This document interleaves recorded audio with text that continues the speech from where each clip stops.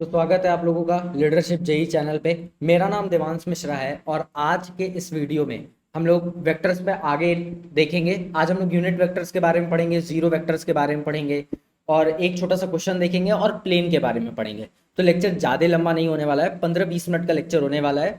तो इसमें ये तीनों पॉइंट्स हम चर्चा करेंगे और अगले टर्म पे हम लोग रिजोल्यूशन ऑफ फैक्टर देखेंगे। पिछले टर्म पे हम लोग एडिशन ऑफ फैक्टर देख चुके हैं, सब्ट्रैक्शन ऑफ फैक्टर देख चुके हैं और वेक्टर की जितने भी बेसिक्स हैं उनको जान चुके हैं। अब धीरे धीरे करते करते इसी तरीके से हम लोग आगे बढ़ते चले जाएंगे। तो जल्दी से अगर नए हो तो चैनल को सब्सक्राइब कर लीजिए, ठीक है। यहाँ पे आईआईटी की प्रिपरेशन कर रहे हो या बोर्ड की प्रिपरेशन कर रहे हो या आप नीट की प्रिपरेशन कर रहे हो, आप इस लेक्चर्स को बिल्कुल आसानी से और बिल्कुल सहजता पूर्वक, जिसको बोलते हैं, तुम इस लेक्चर को देख सकते हो। और रही बात प्रैक्टिस की, तो इन लेक्चर्स को देखने के बाद आपको बस एक बार इनको रिवाइज करना है। और अगर आप क्लास 11th के स्टूडेंट हो तो थोड़ा सा, कोई अगर आपके पास नोट्स है, नोट्स कह रहे हैं, कोई आपके पास बुक है तो उसकी एक रीडिंग लगा सकते हो और क्वेश्चन प्रैक्टिस करो। और जितने भी ड्रॉपर्स देख रहे हैं तो वो ड्रॉपर्स क्वेश्चन प्रैक्टिस पे ज़्यादा फोकस करें। ये लेक्चर्स देख लें, इनका नोट्स अच्छे से प्रिपेयर कर लें और फिर उसके बाद क्वेश्चंस को प्रैक्टिस करें। तो बढ़ते हैं आज के लेक्चर में। तो आज हम लोग का टॉपिक है यूनिट वेक्टर का। यूनिट वेक्टर, यूनिट वेक्टर क्या होता है? यूनिट वेक्टर क्या होता है सर? तो यूनिट वेक्टर क्या होता है? वेक्टर, तुमको पढ़ के ही समझ में आ रहा होगा। वेक्टर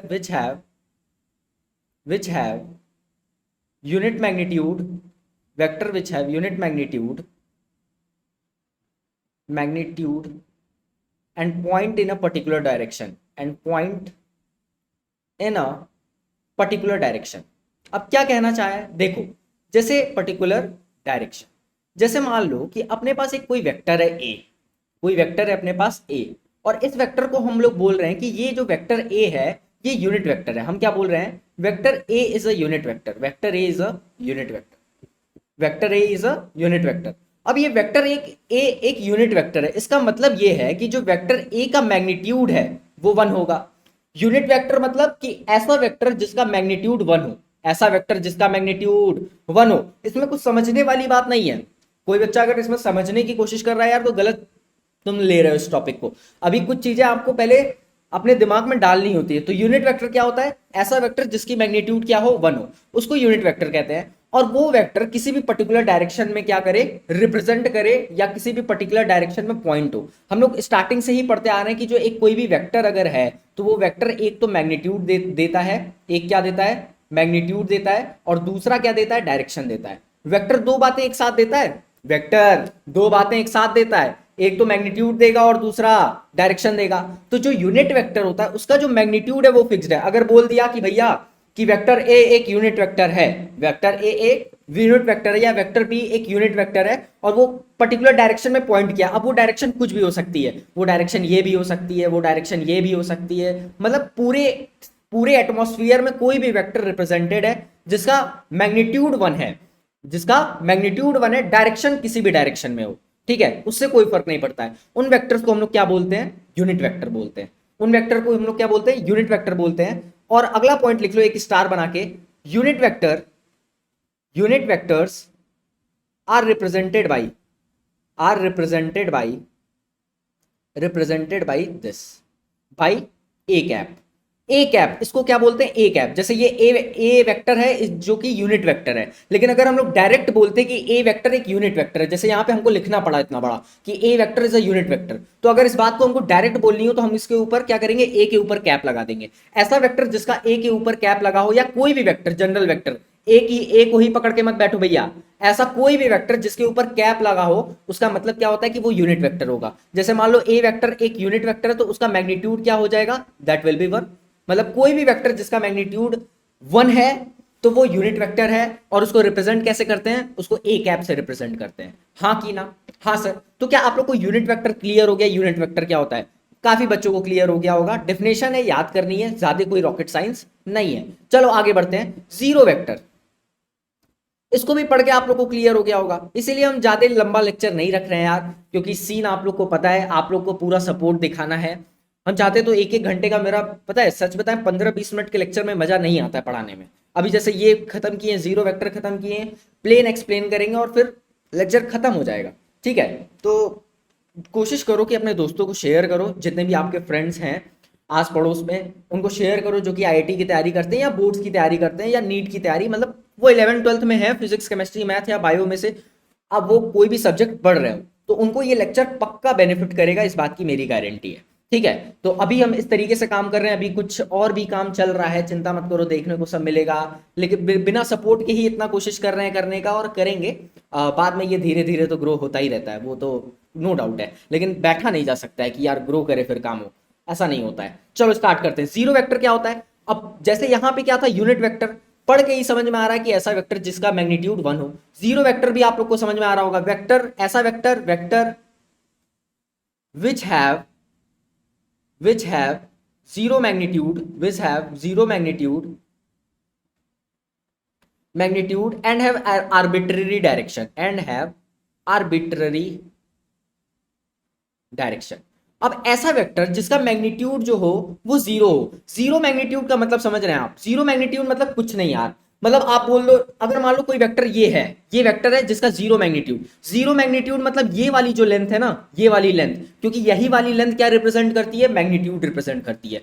ये वाली लेंथ है ही नहीं, मतलब एक तरीके से जीरो वेक्टर एग्जिस्ट ही नहीं करता है, लेकिन एक टर्म दे दिया गया है कि जीरो वेक्टर नाम की कोई चीज होती है, तो उसका डायरेक्शन आर्बिट्रेरी क्यों बोल रहे हैं? आर्बिट्रेरी मतलब कि ऐसा पॉइंट जिसको, ऐसा डायरेक्शन या ऐसा चीज जिसको आप अगर फिक्स कर दिए तो फिक्स है, और अगर आप उसको चेंज कर रहे हैं तो वो चेंज भी होगा। जैसे जीरो वेक्टर एग्जिस्ट नहीं करता है तो उसकी डायरेक्शन आप कुछ भी बोल सकते हो, लेकिन एक पर्टिकुलर टाइम पे कुछ भी बोल दिए, जैसे मान लो कि एक कोई वेक्टर है, आप बोल दिए कि वो इस डायरेक्शन में है, हम मान के चल रहे हैं कि ये जीरो वेक्टर है, हम मान के चल रहे हैं ये जीरो वेक्टर, ये लेंथ जीरो है, ठीक है, क्योंकि इसको रिप्रेजेंट करने का कोई तरीका नहीं है।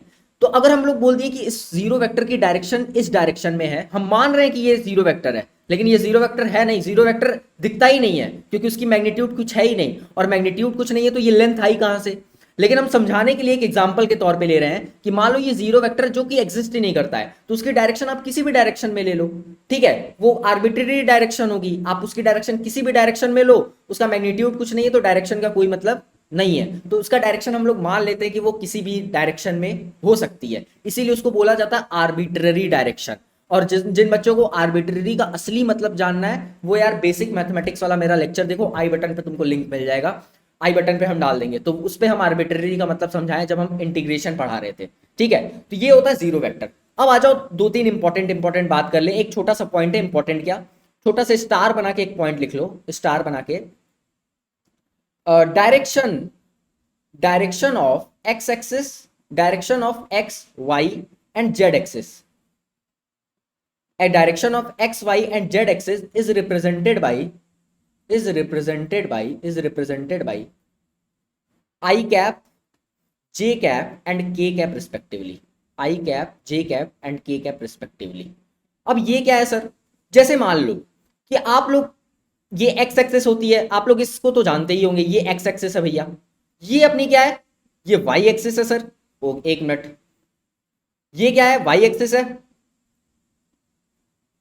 ओ यार ये क्या हो रहा है, ये एक्स एक्सिस हो गया, रुको हथियार उठाना पड़ेगा, ये वाई एक्सिस हो गया, और ये क्या हो गया अपना? जेड एक्सिस हो गया। क्या ये तीन एक्सिस हम लोग पढ़े हैं? एक्स एक्सिस, एक मिनट, हाँ, एक्स एक्सिस, ये वाई एक्सिस और ये जेड एक्सिस, ये जेड एक्सिस। तो ये z axis, x axis, y axis, ये हम लोग एक फिक्स कर दिए हैं कि ये तीन डायरेक्शन अपने पास होती है, ठीक है। तो इन तीन डायरेक्शन को रिप्रेजेंट करने के लिए हम लोग आई कैप, जे कैप, इनका नाम दे रखा है कि अगर कोई भी वेक्टर एक्स डायरेक्शन में पॉइंट आउट करेगा, जैसे मान लो ये ये मेरा हाथ तुमको दिख रहा होगा, तो ये एक्स एक्सिस है, ये वाला, ये एक्स एक्सिस है, ये वाई एक्सिस है, और ये हम ऐसे रख दे रहे हैं, ये एक्स एक्सिस है, ये वाई एक्सिस है, या इसको वाई ले लेते हैं क्योंकि ये जस्ट ऊपर है तो विजुलाइज करने में आसानी होगा, ये एक्स एक्सिस, ये वाई एक्सिस और ये जेड एक्सिस। तो अब तुमको ये रिप्रेजेंटेशन जो होगा 3D में इमेजिन करना होगा, तो हम लोग मानते हैं कि जो एक्स एक्सिस का डायरेक्शन है उसको हम लोग आई कैप बोलते हैं। आई कैप का मतलब क्या होता है कि जो आई होगा, यानी कि आई cap, j cap, k cap, इनकी मैग्नीट्यूड क्या होगी? 1 होगी। कैप लगने का मतलब क्या होता है कि ये यूनिट वेक्टर होता है, और साइन, और ऐसा मान लिया गया है कि जो एक्स एक्सिस होता है उस डायरेक्शन में हम लोग आई कैप रिप्रेजेंट करते हैं। आई कैप मतलब आई वेक्टर रिप्रेजेंट करते हैं जिसकी मैग्नीट्यूड 1 होगी और डायरेक्शन एक्स एक्सिस होगा। इसका मतलब समझ में आ रहा है कि नहीं? आई कैप का मतलब कि ऐसा वेक्टर जिसकी डायरेक्शन एक्स एक्सिस में है लेकिन मैग्नीट्यूड 1 है, तो उसको हम लोग क्या कैसा वेक्टर बोलते हैं, आई कैप बोलते हैं। और जे कैप किस डायरेक्शन में, वाई एक्सिस के डायरेक्शन में जे कैप। ये फिक्स्ड बात है, ये पॉइंट है, इंपॉर्टेंट पॉइंट है, रखना है आपको। ये क्या है, ये के कैप है।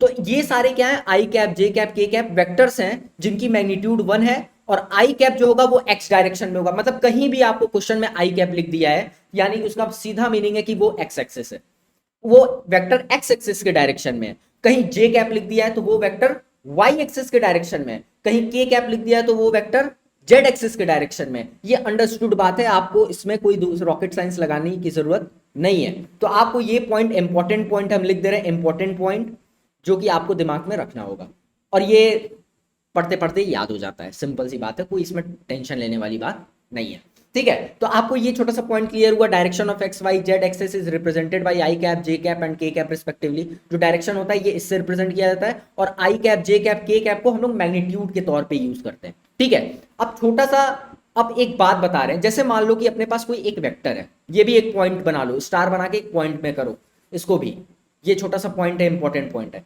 जैसे मान लो कि कोई एक वेक्टर है अपने पास, ए वेक्टर, ए वेक्टर बार बार ले रहे हैं, कुछ अलग लेते हैं। जैसे मान लो कोई अपने पास आर वेक्टर है, अपने पास कोई आर वेक्टर दे रखा है। अब इस आर वेक्टर में दो बातें हैं, एक तो डायरेक्शन है और दूसरा मैग्नीट्यूड है, हाँ कि ना। एक डायरेक्शन और दूसरा मैग्नीट्यूड। आर वेक्टर में दो बातें हैं सर, एक डायरेक्शन दूसरा मैग्नीट्यूड।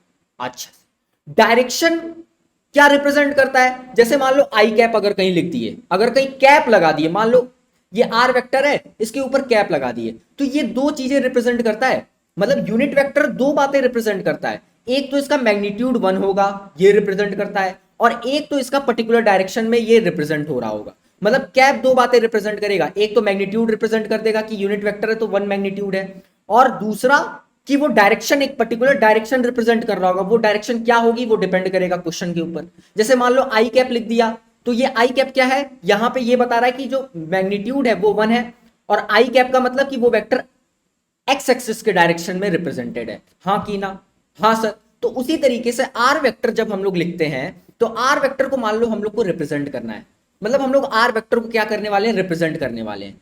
अब आर वेक्टर के अंदर डायरेक्शन भी और मैग्नीट्यूड भी है, तो जो आर वेक्टर का मैग्नीट्यूड होगा उसको हम लोग क्या मॉड आर मान सकते हैं, क्या हम लोग उसको मॉड आर मान सकते हैं, mod r of vector this. और इसको, इसकी वैल्यू हम लोग आर मान लेते हैं, इसकी वैल्यू हम लोग क्या मान लेते हैं, आर, कि जो मॉड आर है या मैग्नीट्यूड है वेक्टर आर का वो आर है, वो सिंपली आर है। और डायरेक्शन क्या होगा, तो आर, आर कैप होगा, इसका डायरेक्शन क्या होगा, आर कैप होगा। डायरेक्शन क्या होता है, कैप क्या रिप्रेजेंट करता है यार, यूनिट वेक्टर क्या अरे यार ये हम बार बार क्या लिख रहे हैं, ए क्यों लिख रहे हैं बार बार, तो ये क्या रिप्रेजेंट करता है, आर वेक्टर, ये आर कैप क्या रिप्रेजेंट करता है कि इसकी मैग्नीट्यूड 1 है और डायरेक्शन कुछ पर्टिकुलर डायरेक्शन में है। अब वो डायरेक्शन क्या है वो क्वेश्चन में रिकमेंड होगी। तो अगर इस वेक्टर को हमको रिप्रेजेंट करना हो तो देखो हम कैसे लिखेंगे, आर वेक्टर जो होगा वो इक्वल होगा आर के और इनटू आर कैप के, ये हम रिप्रेजेंटेशन कर दिए। अब ध्यान से सोचो, ये आर कैप का मतलब क्या, कि कुछ डायरेक्शन है, किसी डायरेक्शन में, मतलब ये जो आर वेक्टर है किसी डायरेक्शन में है और इसका मैग्नीट्यूड 1 है, और मान लेते हैं इसकी मैग्नीट्यूड 3 है, आर वेक्टर की मैग्नीट्यूड 3 है, और एक पर्टिकुलर डायरेक्शन में उसकी मैग्नीट्यूड 1 मान रखे हैं। ये बिल्कुल यूनिटरी मेथड की तरह है। तो आर वेक्टर का मैग्नीट्यूड कुछ है और एक पर्टिकुलर डायरेक्शन में भी रिप्रेजेंट हो रहा है, उसका मैग्नीट्यूड भी 1 है, तो क्या आर वेक्टर पे कोई फर्क पड़ेगा क्या। तो ध्यान से सोच के देखो, तुम इसमें दो बातें एक साथ रिप्रेजेंट कर रहे हो, एक तो डायरेक्शन भी रिप्रेजेंट कर रहे हो और दूसरा मैग्नीट्यूड भी रिप्रेजेंट कर रहे हो, और दूसरा मैग्नीट्यूड भी रिप्रेजेंट कर रहे हो। और इस आर कैप की वजह से ना इस आर वेक्टर पे कोई फर्क नहीं पड़ेगा। क्यों, क्योंकि जो आर कैप का मैग्नीट्यूड है वो तो हमेशा 1 ही होने वाला है। क्यों, क्योंकि आर कैप जो है वो यूनिट वेक्टर है, हाँ कि ना। हाँ सर। तो क्या हम लोग इस आर वेक्टर को इस तरीके से रिप्रेजेंट कर सकते हैं, हाँ कि ना। हाँ सर, रिप्रेजेंट कर सकते हैं। उसी तरीके से जैसे मान लो कोई ए वेक्टर है, ए की बात कर ही लेते हैं, बार बार मेरे जुबा पे आ जा रहा है। ए वेक्टर है, इसको रिप्रेजेंट करना है, तो ए वेक्टर क्या हम लोग इसका मैग्नीट्यूड, ए वेक्टर का मैग्नीट्यूड हम लोग बोल दे रहे हैं ए है, तो इसको ए इंटू ए कैप लिख सकते हैं। क्या ए वेक्टर को हम लोग ऐसे रिप्रेजेंट कर सकते हैं, क्या हम लोग ए वेक्टर को ऐसे रिप्रेजेंट कर सकते हैं। क्यों रिप्रेजेंट कर सकते हैं, क्योंकि ए वेक्टर में डायरेक्शन भी होता है मैग्नीट्यूड भी होता है। तो ये क्या है अपना, ये तो मैग्नीट्यूड है भैया और ये तो डायरेक्शन है भैया। ए कैप क्या है, डायरेक्शन है जिसकी मैग्नीट्यूड 1 होती है। तो क्या ये बात आप लोगों को क्लियर हो रही है, ये बात आप लोगों को क्लियर हो रही होगी कि क्या चल रहा है। तो इस तरीके से हम लोग वेक्टर को रिप्रेजेंट करते हैं। A vector is equal to mod of A, ये लिख लो, mod of A magnitude, mod of A vector ऐसे भी लिख सकते हो इनटू ए कैप, ठीक है। तो इस तरीके से हम लोग किसी भी वेक्टर को रिप्रेजेंट करते हैं जिसमें मैग्नीट्यूड भी होता है और डायरेक्शन भी होता है। चलो अब आगे बढ़ते हैं प्लेन के बारे में, जल्दी से देख लेते हैं प्लेन्स क्या होते हैं। Plane, plane any flat surface, any flat surface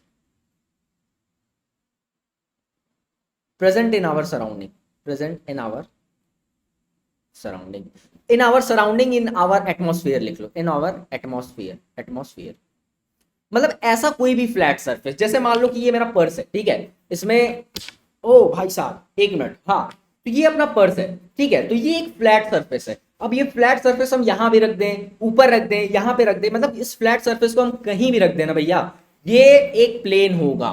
ये क्या होगा? एक प्लेन होगा, हाँ कि ना। अब ध्यान से सोच के देखो, अगर हम लोग प्लेन की चर्चा कर दिए तो हम लोग क्या कर रहे हैं, एक इमेजिनरी सरफेस ले रहे हैं। देखो कितने तरीके के प्लेन जो होते हैं हम लोग इमेजिन कर सकते हैं, या कितने तरीके के प्लेन हम लोग नोन है, बहुत तरीके के प्लेन होते हैं हम लोग, लेकिन कुछ पर्टिकुलर प्लेन्स के बारे में बात करेंगे और जिसको हम लोग रिप्रेजेंट करेंगे एक्स वाई जेड एक्सिस से, ठीक है। जैसे आओ पहले रिप्रेजेंटेशन कर देते हैं। मान लो ये क्या हो गई, अपनी एक्स एक्सिस हो गई, एक मिनट, ये क्या हो गई अपनी एक्स एक्सिस, ये क्या हो गई अपनी वाई एक्सिस, एक मिनट यार ये अजीब सा क्यों बन जा रहा है ड्राइंग, ये क्या हो गई अपनी वाई एक्सिस और ये क्या हो गई अपनी जेड एक्सिस। तो ये तीन एक्सिस है, ये क्या है, तीन एक्सिस है, x axis, y axis, y axis and this is z axis, ये क्या है, जेड एक्सिस है। तो अब ध्यान से देखो, इसमें हम प्लेन का थोड़ा सा आपको इंट्रो दे रहे हैं कि प्लेन क्या होता है। तो ध्यान से मेरे फिंगर्स को देखो, ये हम क्या माने हैं, ये क्या है अपना एक्स एक्सिस है, ये वाला लाइन, ये वाला लाइन अपने पास एक्स एक्सिस है, ये वाली लाइन वाई एक्सिस है जो कि ऊपर की तरफ है, और ये वाली लाइन जेड एक्सिस है। अब देखो हम तुमको इंट्रो दे रहे हैं, देखो ये एक्स एक्सिस ये वाली और ये वाई एक्सिस ऊपर वाली, ये दिख रहा है, ये एक्स एक्सिस ये नीचे वाली, ये नीचे वाली, नीचे वाली, और ये वाई एक्सिस। तो ये दोनों क्या है, देखो ये इन दोनों को जब इस प्लेन को, ये जो प्लेन है अगर एक्स और वाई के बीच में लेते आओ, अगर एक्स और वाई के बीच में लेते आओ तो इस प्लेन को हम लोग बोलेंगे एक्स वाई प्लेन। कैसा प्लेन बोलेंगे? एक्स वाई प्लेन बोलेंगे। मतलब ऐसा प्लेन जो कि एक्स एक्सिस और वाई एक्सिस के बीच में हो, उस प्लेन को हम लोग क्या बोलते हैं? एक्स वाई प्लेन बोलते हैं। आई बात समझ में? अब उसी तरीके से मान लो कि ये एक्स एक्सिस है और ये नीचे वाला जेड एक्सिस है, इन दोनों के बीच में अगर ये प्लेन रख दो, ध्यान से देखो, ये देखो, ओ भाई साहब पैसा गिर रहा है, ठीक है, तो ये एक्स एक्सिस है और ये जेड एक्सिस है, तो इन दोनों के बीच में अगर इस प्लेन को रख लोगे तो एक्स जेड प्लेन बोलते हैं इसको। मतलब ऐसा प्लेन जो कि एक्स जेड के बीच में एग्जिस्ट कर रहा हो, हाँ कि ना। और अगर मान लो इसको वाई एक्सिस और जेड एक्सिस के बीच में रख दोगे तो इसको क्या बोलते हैं? X z y z plane बोलते हैं, क्योंकि ये वाई एक्सिस और जेड एक्सिस के बीच में है, तो इसको क्या बोलते हैं हम लोग? वाई जेड प्लेन बोलते हैं, क्योंकि ये वाई और जेड के बीच में है। और अब ध्यान से सोचो, ये तो तब की बात हो गई जब हम लोग प्लेन पे रह के बात कर रहे हैं, लेकिन अगर मान लो कि कोई प्लेन अगर इस तरीके से रिप्रेजेंटेड है, मतलब हवा में, ना एक्स एक्सिस को टच कर रहा है, ना वाई एक्सिस को टच कर रहा है, ना जेड एक्सिस को टच कर रहा है, ठीक है, और ये बिल्कुल यहां पे है, बिल्कुल बिल्कुल बीच में, मतलब इन तीनों के बीच में, तो इस प्लेन को क्या बोलते हैं हम लोग? ऐसा प्लेन जो कि एक्स वाई जेड तीनों के बीच में है। मतलब हम क्या लिए? इस प्लेन को एक्स वाई जेड तीनों के बीच में कहीं ले रहे हैं, ठीक है। तो अब इसको 3D में आपको इमेजिन करना होगा, याद रखिएगा, इसको 3D में आपको इमेजिन करना होगा। तो इस प्लेन, अगर मान लो ये अपना प्लेन है, ये प्लेन है जो कि एक्स वाई जेड के बीच में है, तो इस प्लेन को क्या बोलते हैं हम लोग? एक्स वाई जेड प्लेन बोलते हैं। अब तुम एटमॉस्फेयर में बहुत सारे प्लेन ड्रॉ कर सकते हो, लेकिन उनका पर्टिकुलर डायरेक्शन और उनके बारे में बात करने के लिए ना, जहां भी प्लेन रखा है, जैसे मान लो ये एटमॉस्फेयर में ये कहीं भी रखा है, तो हम लोग तुरंत वहां पे एक्स वाई जेड एक्सिस ले जाके पटक देंगे, ठीक है, जिससे हमको उनकी डायरेक्शन पता करने में और उनके बारे में जानने के लिए, जैसे मैथ्स के बच्चे जो हैं, वेक्टर जब पढ़ोगे तो प्लेन खूब भर के अच्छे से समझाया जाएगा, ठीक है। तो उस पॉइंट पे आप लोगों को अच्छे से प्लेन के बारे में पढ़ाया जाएगा, और जितने भी बायो वाले बच्चे हैं जो नीट की प्रिपरेशन कर रहे हैं, वो बस ये बातें जान जाओ जो हम बता रहे हैं, ठीक है। तो ये क्या हो गया? तो कितने तरीके के प्लेन हम लोग पढ़े? एक तो एक्स वाई हो गया, और दूसरा क्या हो गया? वाई जेड हो गया, तीसरा क्या हो गया? एक्स जेड हो गया, और चौथा क्या हो गया? एक्स वाई जेड हो गया। तो इतने ही प्लेन का अपने को जनरली जरूरत होता है, ठीक है। आप लोग बाद में चल के पढ़ोगे और भी बहुत कुछ, लेकिन जनरली इतने ही प्लेन हम लोग डिस्कस करते हैं। तो ये प्लेन हो गया कि कोई भी फ्लैट सरफेस जो कि एटमॉस्फेयर में रिप्रेजेंट कर दो। इतने तरीके के प्लेन की जरूरत हम लोग को फिजिक्स में पड़ेगी, बाकी आप लोग के मैथ वाले सर आप लोग को पढ़ाएंगे बहुत कुछ, ठीक है। जो इतने भी बच्चे वेक्टर पढ़ेंगे, जरूरत अपने को इतनी ही है। तो ये प्लेन के बारे में डिस्कशन हो गई। तो आज के इस लेक्चर में हम लोग यूनिट वेक्टर देख लिए, जीरो वेक्टर देख लिए कि जीरो वेक्टर क्या होता है, डायरेक्शन देख लिए एक्स वाई जेड एक्सिस का, डायरेक्शन किस तरीके से रिप्रेजेंट किया जाता है, आई cap j cap k cap से रिप्रेजेंट किया जाता है, मैग्नीट्यूड 1 होता है। आप लोग को बता दिए कि जो यूनिट वेक्टर होता है वो कैप के फॉर्म में रिप्रेजेंट किया जाता है, कोई भी वेक्टर अगर कैप लगा दो तो वो यूनिट वेक्टर होता है। ठीक है, ये छोटी छोटी बातें हैं, इनको दिमाग में बस बैठाना है आप लोगों को। ठीक है, ज्यादा दिमाग इसमें नहीं चलाना है। जैसे अब एक छोटा सा क्वेश्चन हम लोग बोल लेते हैं।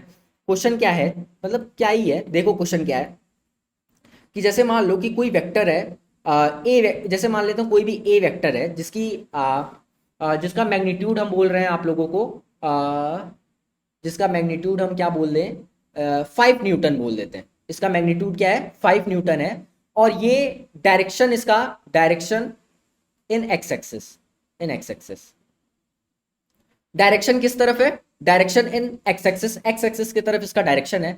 तो क्वेश्चन क्या है, then represent the vector, then represent the vector in the form of I cap, in the form of I cap in the opposite direction of the A vector, in the opposite direction of A vector। मतलब A vector के opposite direction में कोई एक ऐसा vector बनाना है जिसको हम लोग A कैप से रिप्रेजेंट कर सके। तो यार बिल्कुल आसान है। जैसे देखो मान लो ये A वेक्टर जो है इस डायरेक्शन में है जिसका मैग्नीट्यूड 5 न्यूटन है। ठीक है, तो अगर इसको हम लोग रिप्रेजेंट करें तो कैसे रिप्रेजेंट करेंगे, ध्यान से देखो कैसे रिप्रेजेंट, हम लोग लिखेंगे 5 आई कैप। क्या लिख दिए, 5 आई कैप। अब ध्यान से सोचो तुम लोग, आई कैप मतलब डायरेक्शन बता दिया कि इसका डायरेक्शन एक्स एक्सिस में है, और आई कैप का मैग्नीट्यूड कितना होता है, 1 होता है। तो ये इस ए वेक्टर का फाइनली आंसर कितना आएगा, 5 यूनिट आएगा in the x axis, 5 unit in the x axis. अब क्या बोला है, आप लोगों को ऐसा वेक्टर रिप्रेजेंट करना है जो कि इसके अपोजिट डायरेक्शन में। इसके अपोजिट डायरेक्शन का मतलब क्या, नेगेटिव एक्स एक्सिस। इसके अपोजिट डायरेक्शन क्या, यही हुआ। तो ए वेक्टर अगर इस डायरेक्शन में है, ए वेक्टर अगर इस डायरेक्शन में, तो इस डायरेक्शन में माइनस ए वेक्टर हो जाएगा, हाँ कि ना। तो माइनस ए वेक्टर को हम लोग कैसे रिप्रेजेंट करेंगे, तो 5 आई कैप, यानी कि A vector is equal to -5 I cap, -5 I cap. तो क्या आप लोग को रिप्रेजेंटेशन समझ में आया कि क्या होता है यूनिट वेक्टर और किस तरीके से क्वेश्चन पूछते हैं। तो इस तरीके के क्वेश्चन नहीं पूछता एग्जाम में या जेईई मेंस में। ठीक है, ये तो अभी आप लोग सीख रहे हो, अभी काइनेमेटिक्स चलने तो दो, अभी लॉज ऑफ मोशन आने तो दो, अभी वर्क एनर्जी पावर आने तो दो, रोटेशन अभी हम लोग पढ़ेंगे, अभी रिजोल्यूशन ऑफ वेक्टर ही नहीं आया है। ठीक है, तो अभी ये सब छोटी छोटी बातें लेते जाओ और एंजॉय करते जाओ। ठीक है, और मिलते हैं नेक्स्ट लेक्चर में, तब तक के लिए ये क्वेश्चन देख लो, और अगर आप लोग के पास क्वेश्चन हो तो सॉल्व करो। और रही बात मेरे क्वेश्चन देने की, यार तो कमेंट में तुम बताओगे नहीं जब तक कि सर क्वेश्चन दीजिए आप, और उस तरीके का रिस्पांस नहीं दिखाओगे तो हम कैसे ही काम करेंगे। पीडीएफ आपको डिस्क्रिप्शन में मिल जाएगा, भर भर के सब्सक्राइब करो, भर भर के सपोर्ट दिखाओ, और कमेंट में बताओ कि हम सपोर्ट आपको दिखा रहे हैं। ठीक है, तुम वीडियो अगर देख भी रहे हो ना तो भी कमेंट में एक बार लिख दो, जैसे 3-4 ही बच्चे जो भी देख रहा है वो लिख दो, ताकि हमको थोड़ा सा लगे कि नहीं कोई तो देख रहा है। एक बच्चा भी देखेगा तो बहुत है अभी के लिए, मेरे लिए, क्योंकि जानते हो यार यूट्यूब एक ऐसा प्लेटफॉर्म है जहाँ पे बहुत सारे चैनल हैं, तो आपको उनके नज़र में आने के लिए, बच्चों के नज़र में, या वो कम्युनिटी पाने के लिए लगभग 1 साल का टाइम लगता है, और अभी तो हमको हार्डली 3 से 4 महीना हो रहा है। ठीक है, लेकिन एफर्ट पूरा डालना है यार, वेट नहीं करना है 1 साल का, क्योंकि अपने पास टाइम नहीं है। सच बताएं, अपने पास ही टाइम नहीं है। आप लोग का तो क्या ही बोले कि 1 साल हम रुकें और इंतज़ार करें कि 1000 सब्सक्राइबर आ जाए तो हम फिर ग्रो करें। मेरे पास वो टाइम नहीं है, लेकिन आप लोग को ये समझने की जरूरत है कि टीचर इतना मेहनत कर रहा है, तो आप लोग को सपोर्ट दिखाने की जरूरत है। ठीक है, मिलते हैं नेक्स्ट लेक्चर में। रिजोल्यूशन ऑफ वेक्टर अगले टर्म पे हम लोग पढ़ेंगे, और एक वीडियो लाने वाले हम हैं क्लास 11th के बच्चों के लिए, जहां पे आप लोग को बताएंगे कि आप लोग क्लास 11th में जब आईटी जेईई के प्रिपरेशन स्टार्ट कर रहे हो तो क्या गलतियां मत करो स्टार्टिंग में। ठीक है, ये वीडियो हम जल्दी लाएंगे। और ड्रॉपर्स जो बच्चे हैं, जैसे कई बच्चे ड्रॉप लेने का सोच रहे हैं या कैसे प्रिपरेशन करें आगे का ड्रॉप लेके, तो उनके बारे में भी एक वीडियो आएगा। तो 2 वीडियो मेरे नज़र में है, जल्दी से अपलोड करेंगे कोशिश करने का। एक चीज़ और चल रहा है चैनल पे जो कि कुछ दिन में आ जाएगा, अपलोड हो जाएगा।